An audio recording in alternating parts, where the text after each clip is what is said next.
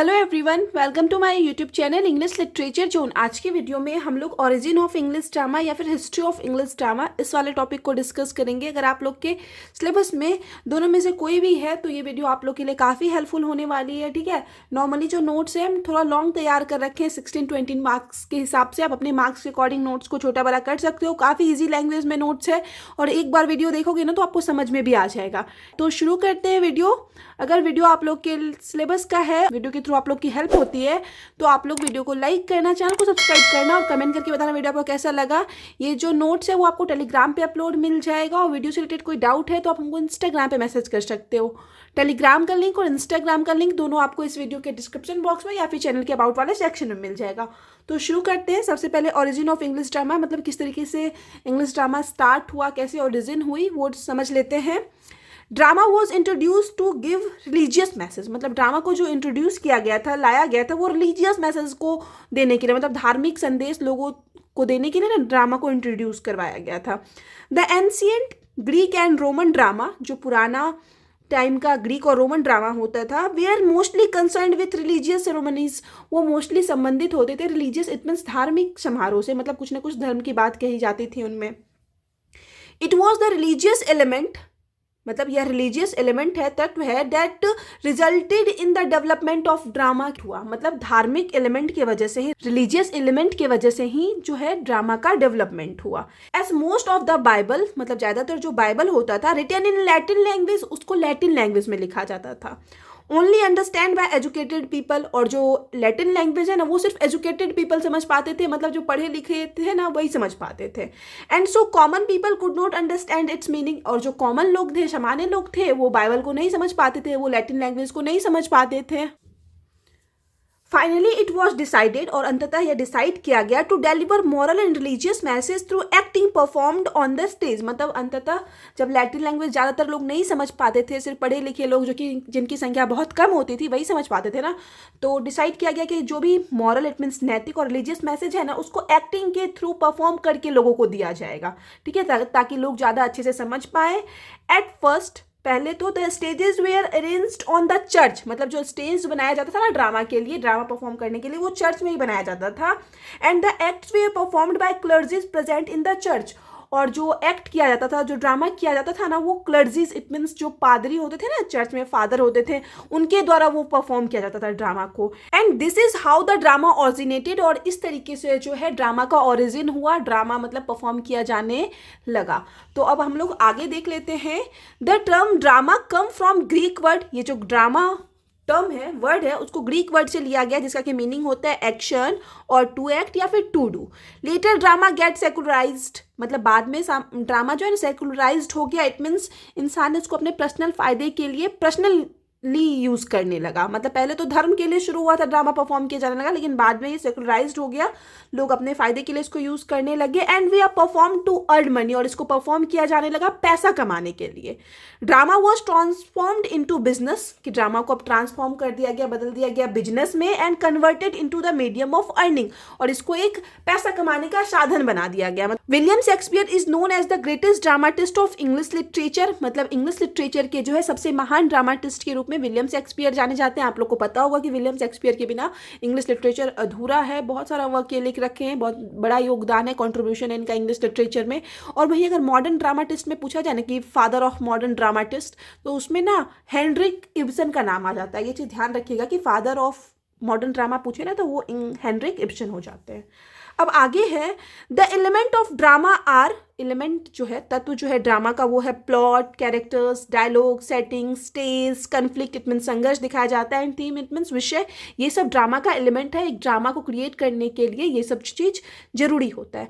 Many scholars believe that, ढेर सारे scholars का, विद्वान का मानना है, the drama came to England in 1066, की ड्रामा जो इंग्लैंड में आया ना वो 1066 में आया विद द नॉर्मन कॉन्क्वेस्ट, मतलब जो नॉर्मन लोग इंग्लैंड पे आक्रमण किए ना, तो जब वो आक्रमण किए इंग्लैंड पे, तो उसके बाद इंग्लैंड पे उनका अधिकार हो गया, वो जीत गए इंग्लैंड वालों से। तो उन्हीं के साथ ऐसा माना जाता है कि जो ड्रामा है वो इंग्लैंड आया, मतलब इंग्लिश ड्रामा मेनली लिखा जाने लगा। उससे पहले लैटिन ड्रामा होता था, when the Roman were in England, और जब ये रोमन लोग इंग्लैंड में थे, they built a huge amphitheatre, तो ये लोग एक बड़ा सा एम्फी थिएटर बनाए, इट मीन्स ड्रामा परफॉर्म करने के लिए थिएटर बनाए, टू परफॉर्म सम प्लेस, कुछ प्लेस को परफॉर्म करने के लिए। But when they left the theatre, लेकिन जब वो लोग थिएटर को छोड़ के जाते हैं, दे डिसअपियर्ड विद देम, तो उनके साथ ही थिएटर भी डिसअपियर्ड हो जाता है, मतलब ड्रामा परफॉर्म किया जाना कुछ टाइम के लिए बंद हो जाता है जब नॉर्मल लोग इंग्लैंड छोड़ के गए।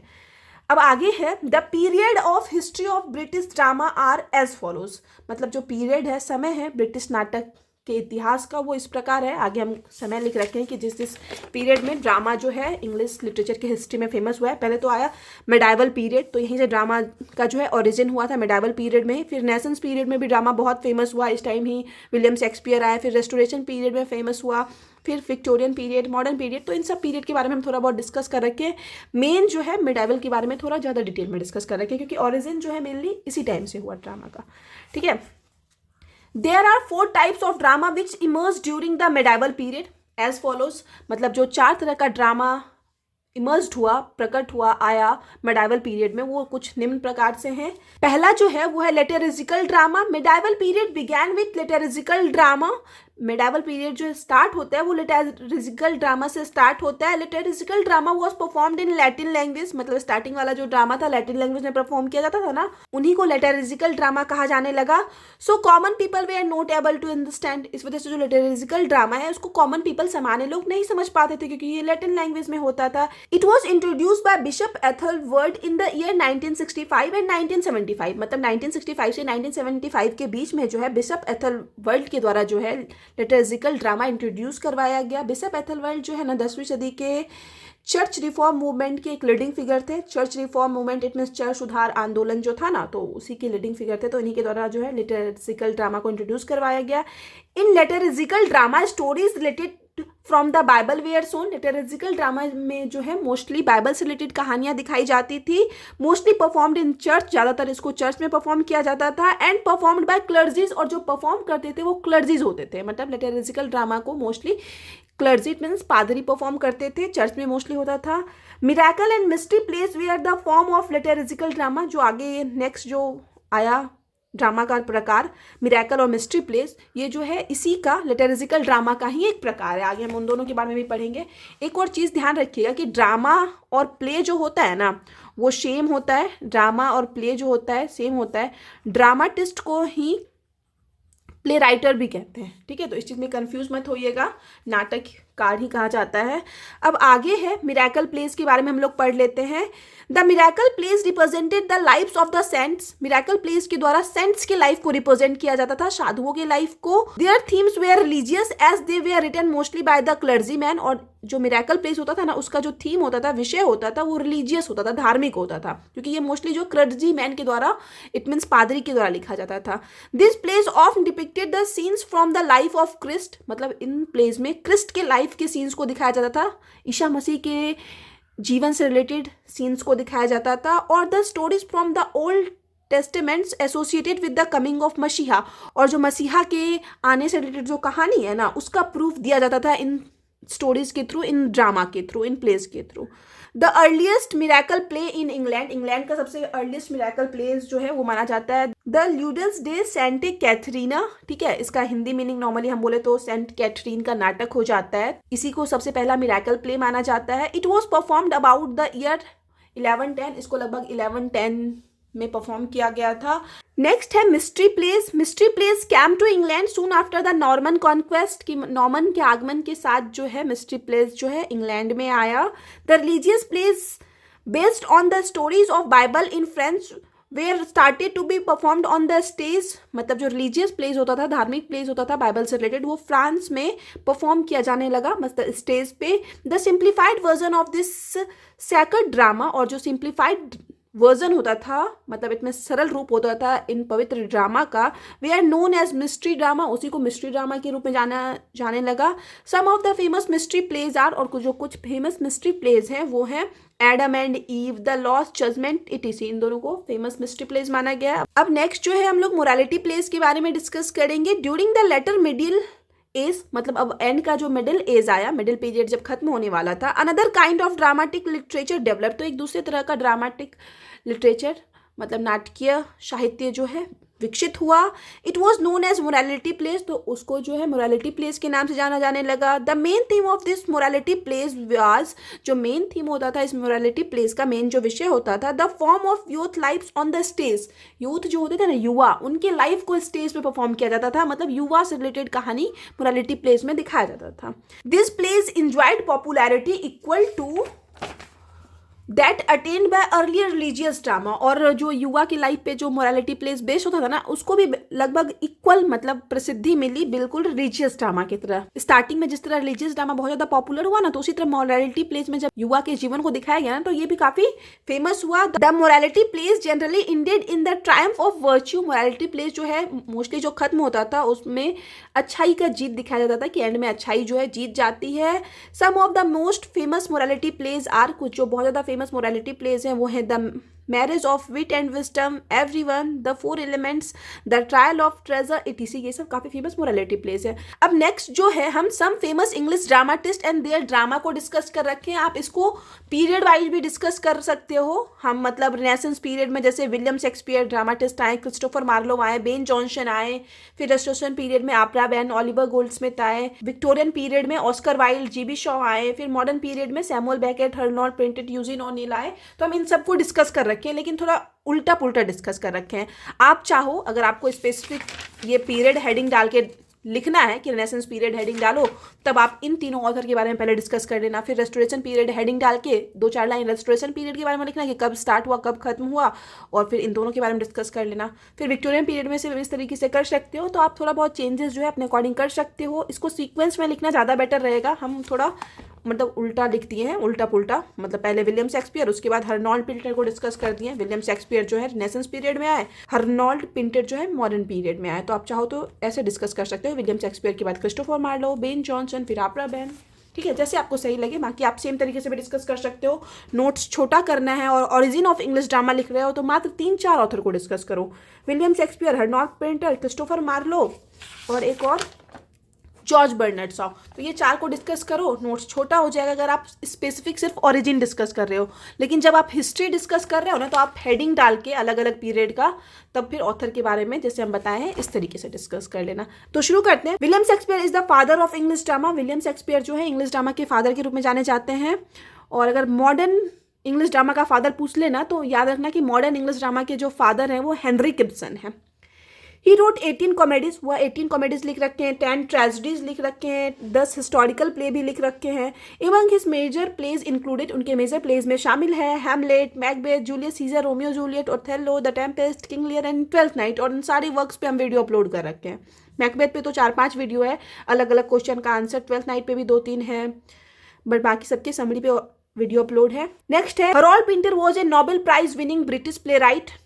हरोल्ड पिंटर जो है नोबेल प्राइज जीते हुए अंग्रेजी नाटककार थे, स्क्रीन राइटर थे, डायरेक्टर थे, एक्टर थे। His best known plays include, उनके बेस्ट नोन प्लेज में शामिल है, मतलब काफी प्रसिद्ध प्ले में शामिल है द बर्थडे पार्टी। बहुत ज़्यादा रिक्वेस्ट आता है इस वाले टॉपिक के लिए, बट हम अभी तक नहीं अपलोड कर पाए। काफ़ी इंपॉर्टेंट टॉपिक है। होम कमिंग के लिए भी बहुत ज़्यादा रिक्वेस्ट आ रखा है।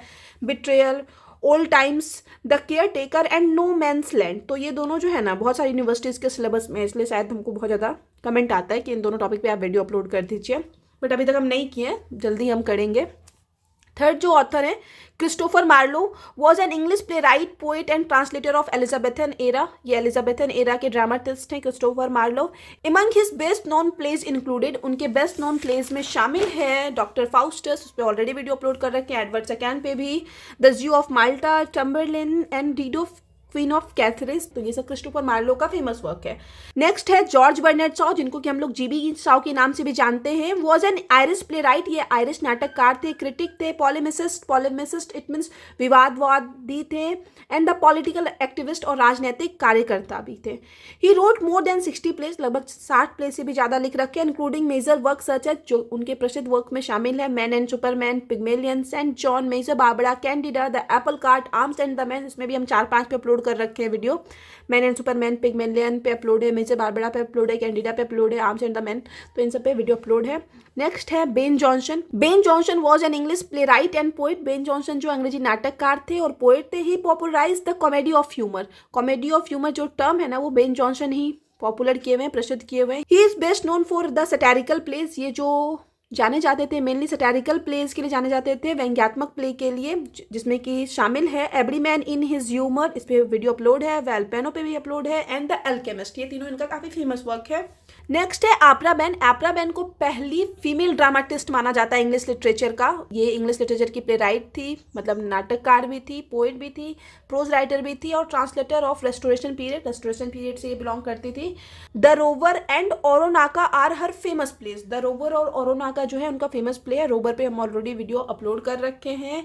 नेक्स्ट है Oliver Goldsmith. Oliver Goldsmith was well known Anglo Irish playwright. Anglo Irish playwright थे, नाटककार थे, ड्रामाटिस्ट थे, पोएट थे, नॉवलिस्ट थे।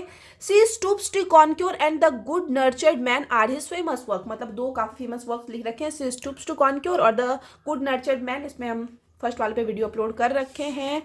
उसके बाद नेक्स्ट 3-4 ऑथर और बच गए हैं। ऑस्कर वाइल्ड के बारे में हम लोग डिस्कस कर लेते हैं।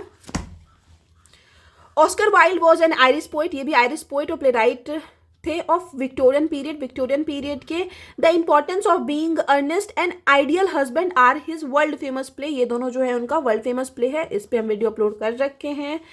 नेक्स्ट सैमुअल बेकेट हैं, वॉज एन आयरिश ड्रामाटिस्ट। ये भी आयरिश ड्रामाटिस्ट थे, शॉर्ट स्टोरी राइटर थे, नॉवलिस्ट थे, पोइट थे, लिटरेरी ट्रांसलेटर भी थे। हिज वेटिंग फॉर गॉडेट, इनका जो मोस्ट फेमस वर्क है waiting for Godot, is one of the famous work of English literature. ये इंग्लिश लिटरेचर का ही one of the famous work माना जाता है। नेक्स्ट है Eugene O'Neill, was an Irish American playwright. Eugene O'Neill जो है आयरिश अमेरिकन प्ले राइट, नाटककार थे। He was awarded the 1936 Nobel prize in literature. Literature में जो है इनको 1936 में नोबेल प्राइज मिला। And only playwright to win 4 Pulitzer prize for drama. और इकलौते ऐसे प्ले राइट है, नाटककार है, जिनको 4 पुलिट्जर प्राइज मिल रखा है ड्रामा के लिए। ही is best known for the place, ये बेस्ट जो जाने जाते थे अपने प्लेस, द हेयरी ऐप के लिए, एना क्रिस्टी के लिए, डिजायर अंडर द इल्म्स के लिए, स्ट्रेस इंटरल्यूड के लिए, एंड मॉर्निंग बिकम्स इलेक्ट्रा। ये सब जो है इनका फेमस ड्रामा है। मोस्टली इसी 3-4 के लिए इनको जो है पुलिट्जर प्राइज भी मिला है। यहाँ पे अब हम लोग लगभग सारे इंग्लिश लिटरेचर के पीरियड के बारे में डिस्कस कर रखे हैं जिस टाइम ड्रामा फेमस हुआ, उनके ऑथर के बारे में। अब हम लोग कंक्लूजन वाला सेक्शन देख लेते हैं। कंक्लूजन में है thus now we can say that, कि इस प्रकार हम लोग कह सकते हैं कि drama is a composition of poetry और प्रोज। ड्रामा जो है कॉम्पोजिशन होता है, रचना होता है पोइट्री और प्रोज का, परफॉर्म्ड ऑन स्टेज, जिसको कि स्टेज पे परफॉर्म किया जाता है। Where the story is told through dialogue and action, जहाँ पे स्टोरी जो है कही जाती है, सुनाई जाती है डायलॉग और एक्शन के जरिए। Therefore English drama gradually developed from medieval period to Elizabethan period. इस तरह जो है इंग्लिश ड्रामा जो धीरे धीरे डेवलप्ड हुआ, वो मिडाइवल पीरियड से डेवलप हुआ, फिर एलिजाबेथन पीरियड में आया। एलिजाबेथन पीरियड जो है रेनेसेंस पीरियड को कहते हैं, फिर रेस्टोरेशन पीरियड में डेवलप हुआ, विक्टोरियन पीरियड में डेवलप हुआ, फिर मॉडर्न पीरियड में डेवलप हुआ, एंड कंटिन्यूसली टिल टुडे। और आज तक जो है ड्रामा डेवलप होते जा रहा है अभी भी, जो कि अभी का जो पीरियड है ना वो पोस्ट मॉडर्न पीरियड में आ जाएगा। तो पोस्ट मॉडर्न पीरियड में भी ढेर सारे ड्रामाटिस्ट हैं जो ड्रामा लिखते हैं और आगे भी कंटिन्यू लिखते रहेंगे। Show the evolution of English drama builds a significant part of the history of English literature. इसलिए जो है अंग्रेजी नाटक का विकास जो है ना अंग्रेजी साहित्य के इतिहास का महत्वपूर्ण हिस्सा है। अगर इंग्लिश ड्रामाटिस्ट को हटा दिया जाए इंग्लिश लिटरेचर से, इंग्लिश लिटरेचर की हिस्ट्री से, तो बिल्कुल इंग्लिश लिटरेचर जो है ना वो अधूरा सा हो जाएगा। इस वजह से जो है इंग्लिश ड्रामाटिस्ट काफ़ी महत्वपूर्ण भूमिका निभाते हैं इंग्लिश लिटरेचर के डेवलपमेंट में। ठीक है, तो यहाँ पे नोट्स खत्म होता है, वीडियो खत्म होता है। वीडियो आपको अच्छा लगा और समझ आ गया ना, तो आप लोग वीडियो को लाइक करना, चैनल को सब्सक्राइब करना, कमेंट करके बताना वीडियो आपको कैसा लगा। मिलते हैं नेक्स्ट वीडियो में नेक्स्ट टॉपिक के साथ।